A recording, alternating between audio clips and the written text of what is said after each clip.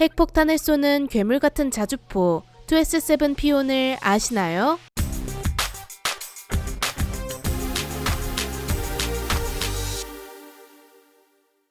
안녕하세요, 지식스토리입니다. 이번에는 과거 소련이 만들었던 상상을 초월하는 무기 핵폭탄을 쏘는 203mm 초대형 자주포에 대해 알아볼 텐데요. 제2차 세계대전이라는 전례 없던 거대한 전쟁을 끝내기 위해선 역사상 가장 강력한 무기를 준비해야만 했습니다.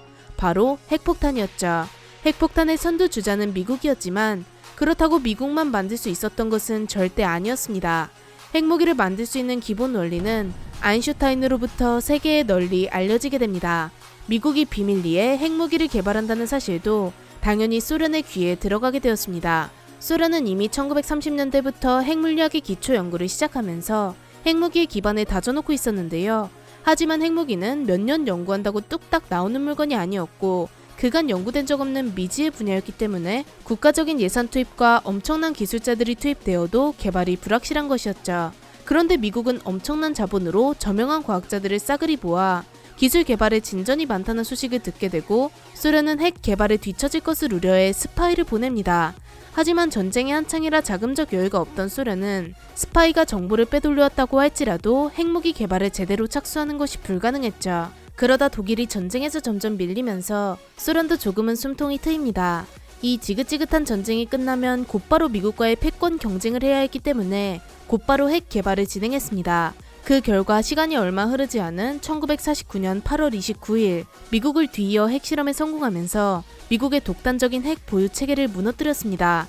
세계에서 가장 강력한 두 국가가 모두 핵무기를 보유하고 있으니 냉전은 갈수록 심화되었죠. 당시 소련의 가장 큰 고민거리는 핵폭탄을 투하할 방법에 대해서였는데요. 핵폭탄은 기존의 폭탄에 비해 비교도 안 되게 강력했고 핵폭탄 크기 자체도 매우 컸기 때문에 소련의 평범한 기술들로는 쉽게 핵무기를 투하할 수 없었습니다. 그나마 폭격기를 이용하는 것이 가장 나은 선택지였죠.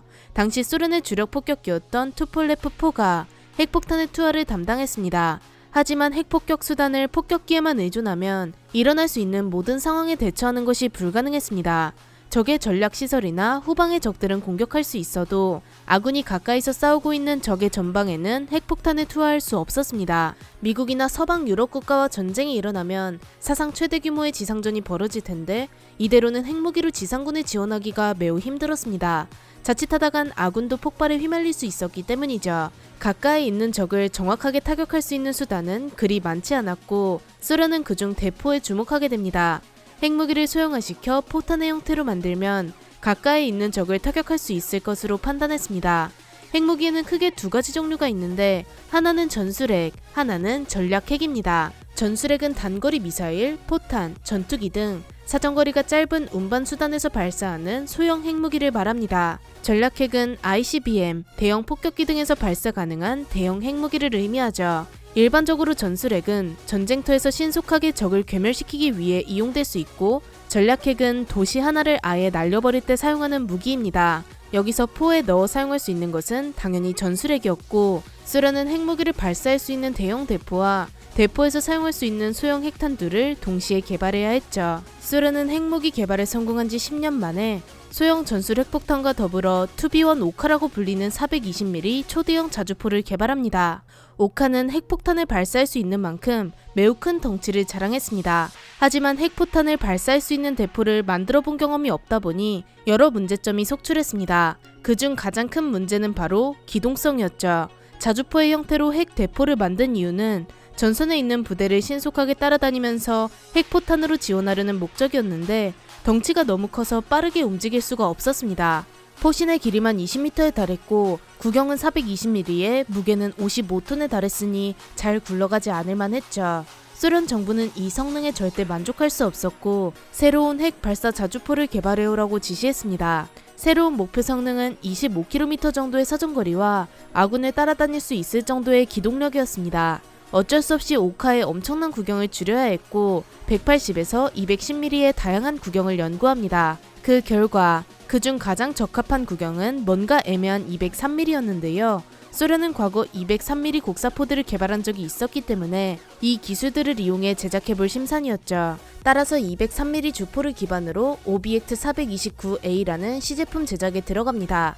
203mm라는 거동의 반동을 잡아줄 차체로는 T-80 전차의 차체를 사용했습니다. 그렇게 1975년 2S7 피온이라고 불리는 자주포가 탄생합니다. 피온은 러시아어로 작약속이라는 꽃의 이름입니다.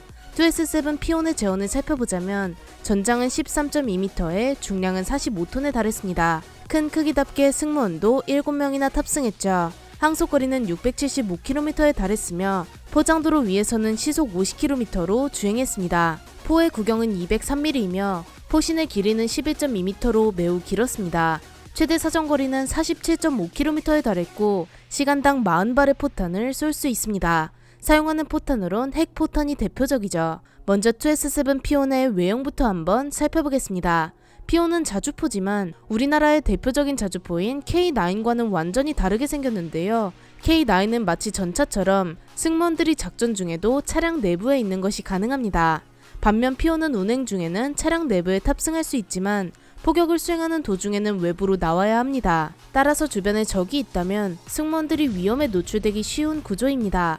당연히 교전 중에 내부로 들어갈 수 있으면 좋겠지만 핵포탄을 쏘는 포병의 특성상 최전방에 배치되지 않아 적을 만날 가능성이 적다고 판단했기에 이런 디자인으로 제작했죠. 총 7명의 승무원은 조종수, 지휘관 등 다양한 보직이 있는데 포격 임무를 수행할 때 3명으로도 충분히 가능하며 나머지 4명은 주변 경계 임무를 맡습니다. 이후 개량된 2S7M 버전에서는 1명을 줄여 6명이 탑승하죠. 포격 임무 도중에는 위험에 노출되기가 비교적 쉽지만 이동 중에는 적으로부터 안전하게 이동할 수 있습니다. 웬만한 기관총은 끄떡없이 견뎌낼 수 있죠. 이번에는 가장 중요한 무장 상태를 살펴보겠습니다. 11m의 포신과 203mm 구경의 거대한 주포가 핵심인데요. 여기 사용되는 포탄은 매우 다양합니다. 기본적으로 고속탄이나 집속탄을 사용하는데 고폭탄은 포탄 내부에 많은 장약이 있어 맞으면 한 번 더 강력하게 폭발하는 탄이며 집속탄은 포탄 안에 여러 작은 포탄들이 들어있습니다. 둘 다 보병 부대용으로 사용하기에 적합한 포탄이죠. 이외에도 콘크리트 관통탄과 같이 방어시설을 파괴할 수 있는 포탄도 두루두루 사용하고 있습니다. 그리고 가장 핵심은 사네제트 전술 핵포탄인데요. 이 전술 핵포탄은 위력이 무려 1킬로톤에 달하는데 히로시마 원자폭탄의 15분의 1에 달하는 위력입니다. 약해 보일 수도 있지만 TNT 1000톤을 한 번에 터뜨리는 위력으로 일반적으로 155mm 자주포에서 발사하는 고폭탄 10만 개가 한 번에 떨어지는 수준입니다. 진격해오는 사단 하나는 그냥 증발시킬 수 있는 위력이죠. 보병뿐만 아니라 기갑 전력까지 가루로 만들 수 있습니다. 이런 핵포탄을 총 4발 싣고 있기 때문에 고폭탄 40만 개의 위력을 낼 수 있는 대포입니다.